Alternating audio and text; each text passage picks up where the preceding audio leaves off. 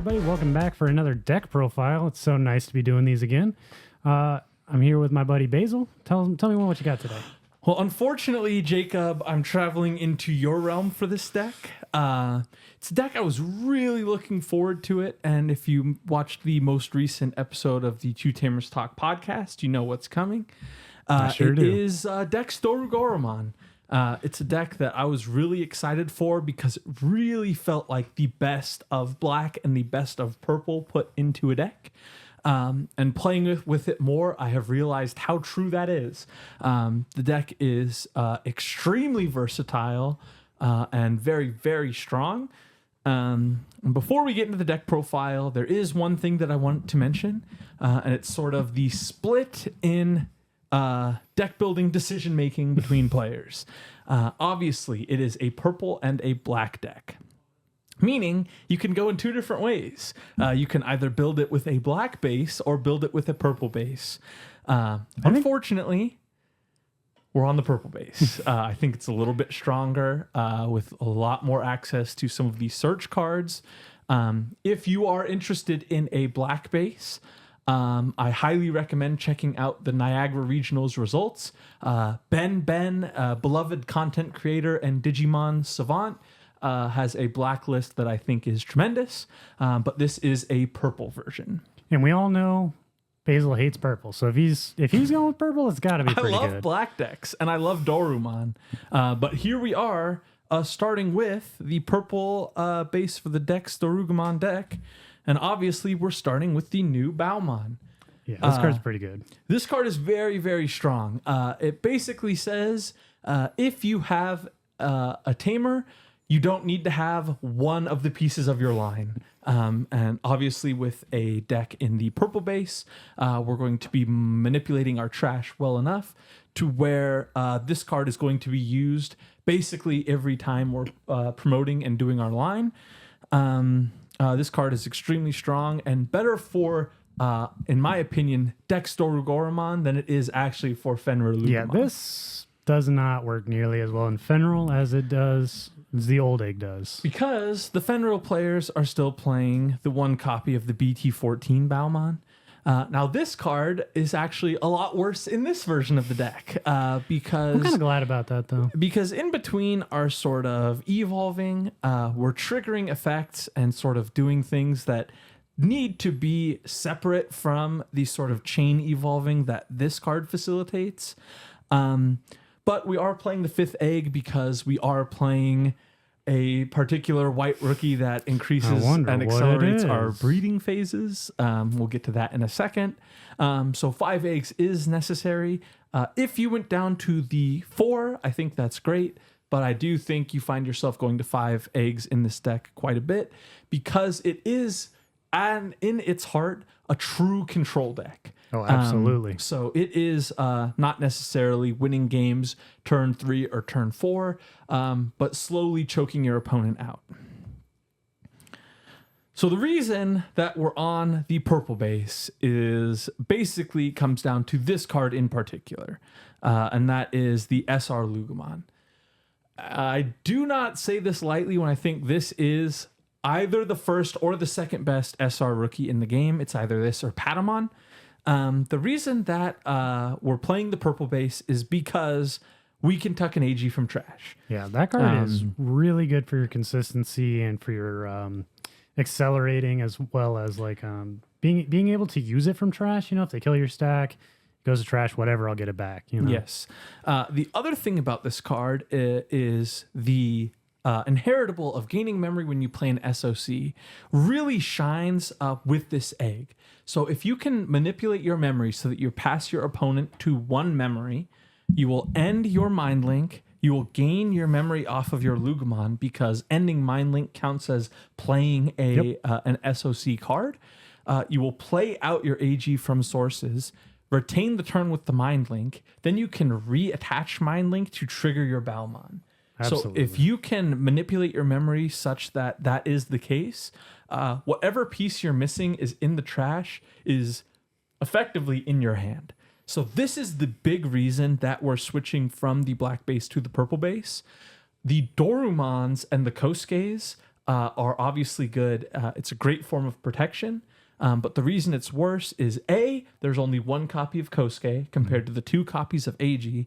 And 2, Kosuke can only be mind linked from hand, whereas AG can be mind linked from trash. Yeah, the argument can be made about the egg difference too. I think the black egg's still good because every time, once per turn, you mind link, you draw with the Doraemon egg. Yes. But, I'm a purple fan, so I'm all for this. I think the consistency really makes up for that lack of once per turn draw. Mm-hmm. Now, this is the biggest reason that you wouldn't want to play purple base. BT15 Lugamon is effectively a vanilla in this deck. It is just an SOC card, which is what really matters. There are times where you do utilize the when attacking, specifically in games where you're a little bit bricked. Your opponent just played out a couple rookies, whatever the case may be. Getting that trash, that when attacking to pop a 3K is quite nice. But you're absolutely never using this end of attack trigger unless you happen to be on the BT14 Baumon, which is not generally the case. That being said, it is an SOC rookie, and that's why we're playing it. Very important to have that consistency. And our last rookie is not an SOC, and it's not a purple, and it is Ukomon. And this card is still playable at 4 copies for some reason. It's the biggest consistency booster in the game. In a deck that is already extremely consistent with the tools of search that purple has. This is your best turn 1, aside from Lugamon AG into entire line.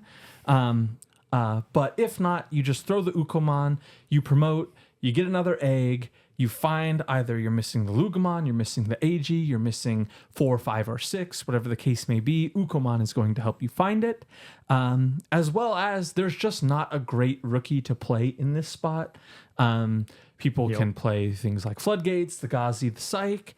Some people were playing the Undead or Dark Animal stuff, like with the Dracmon. But Ukomon is just a better version of that. Although it is not tribal, I agree. It's still extremely strong.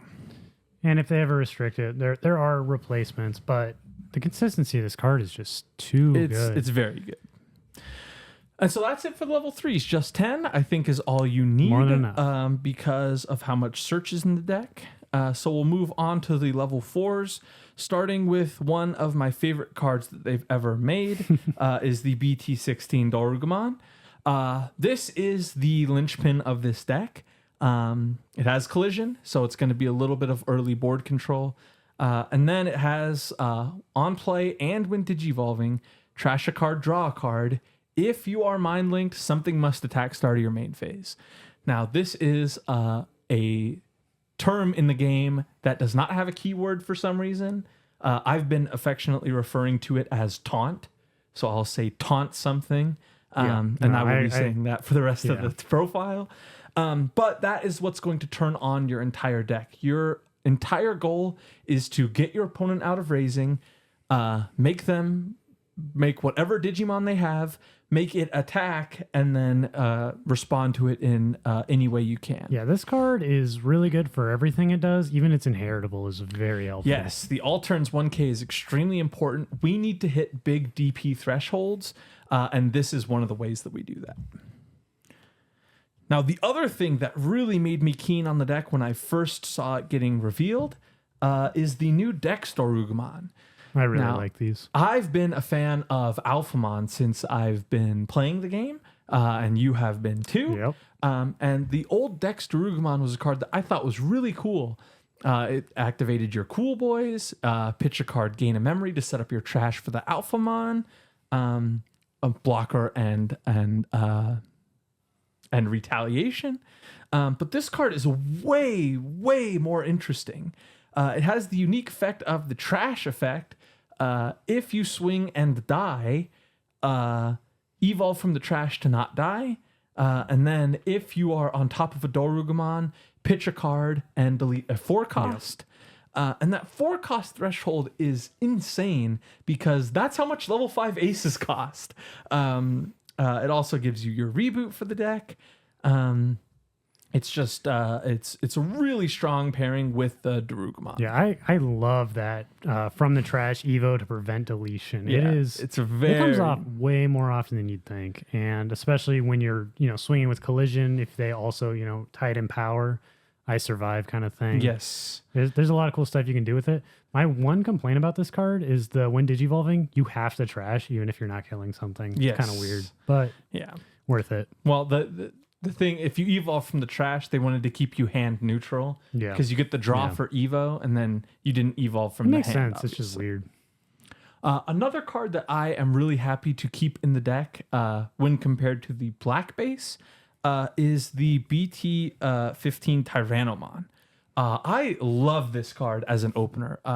If I am going first, or I'm going second, and my opponent sets me to 1 or 2, I will happily pay this for 4. It is a great opener. It's fantastic. It digs 4. It finds you your Tamer. It finds you your missing piece, and you can trash whatever you like. Trash those decks. You trash the dex line. You trash the piece that you have extra of, or just trash EG. Or trash the AG to get the off of the Lugumon. Yeah. No, I'm a huge fan of Tyranno for SOC. If I was this is the only card in the deck that I really wanted to find room for a third copy of. Deck space is extremely tight, but do not sleep on Tyrannomon. It's absolutely amazing in this deck. 100%. Especially with a card we'll talk about a little later. True. I'm assuming is in the deck at least. We've got, moving into the level 5s, we've got the other heart and soul of the deck is the BT16 Dorugrey. It again, like the Dorugumon, all the BT16 line has collision, force your opponent to attack. Such a cool keyword. To force your opponent to block when you attack. And then all turns, if you're mind linked, evolve into an SOC. So this is going to let us go into either Dorugoromon or Dex Dorugoromon for 0. And then the inheritable, when this Digimon deletes a Digimon, all turns, play something from trash. So play either the Dorugumon, the Tyranno, or either Lugumon, as well as you can play the AGs from the trash off of this effect.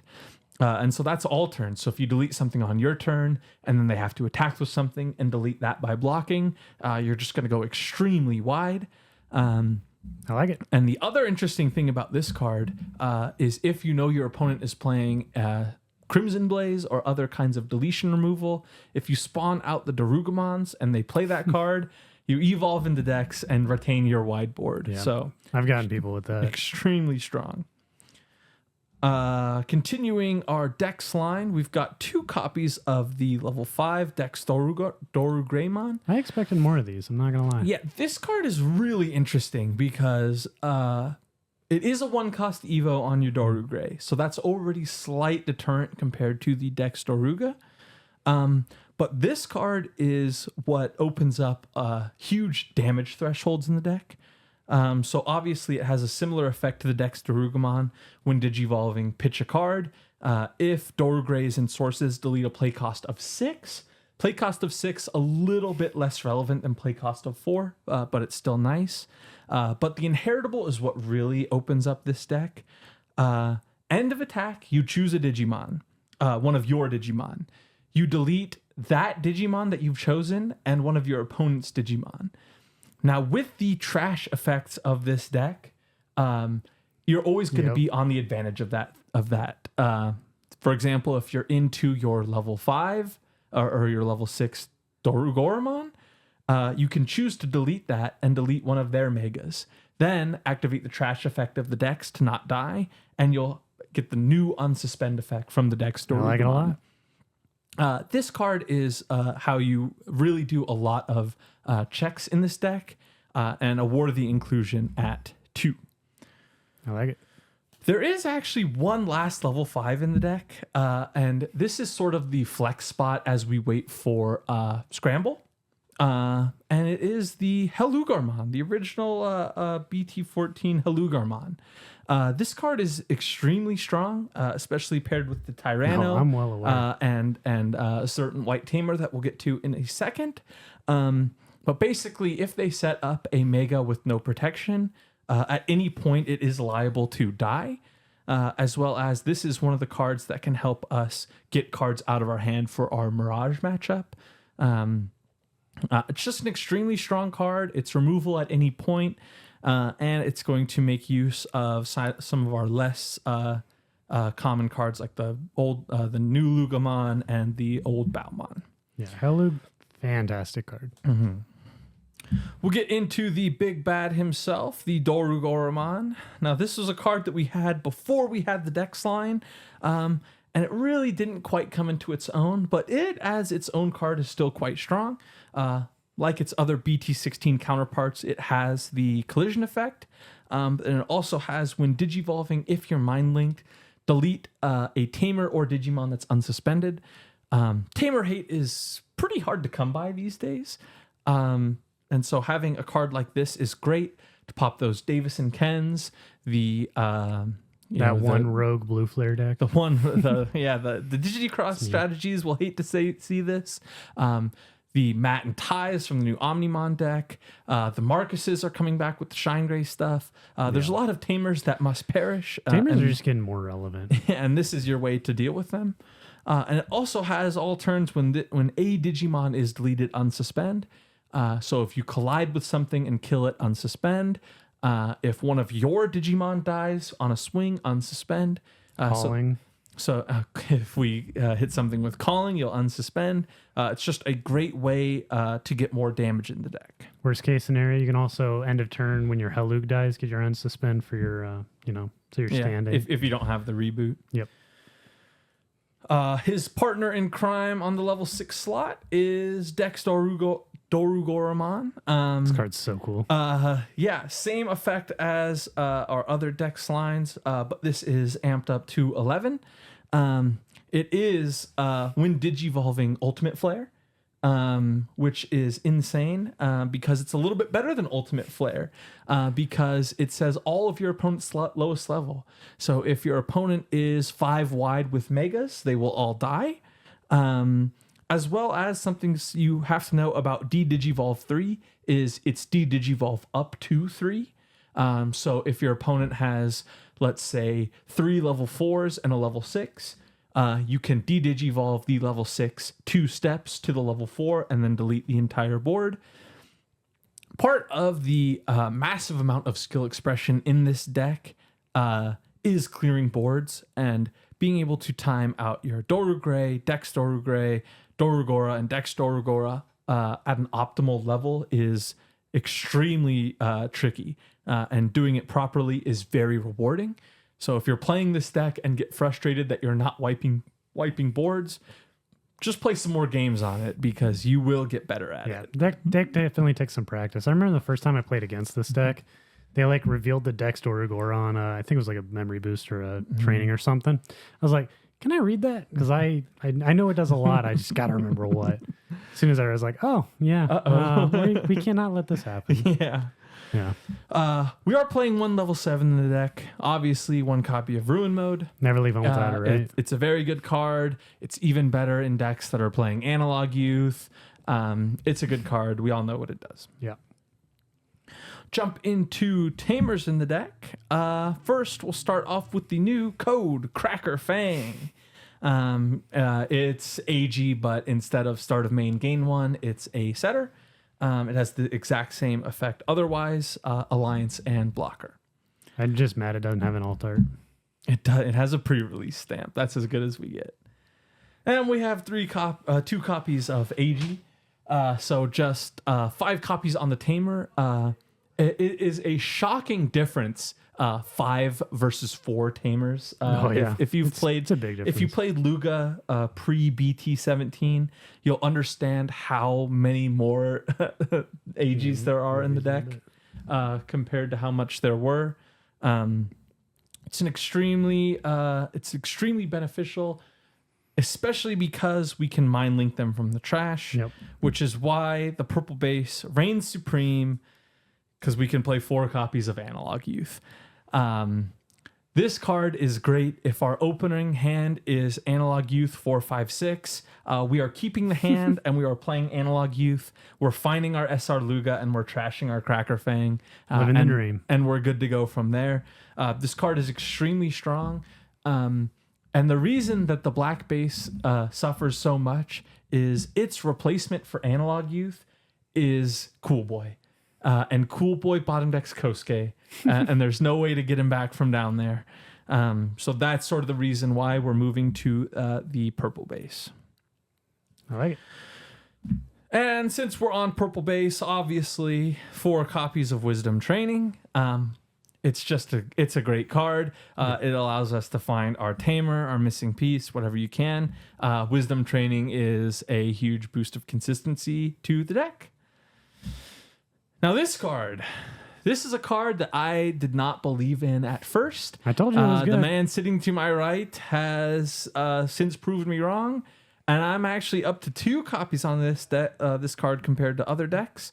It is 2 copies of the Demon Wolf of the Castle of Nine Wolves. Card's really good. Now this card is extremely strong. If you've played a Mind Link deck, you understand.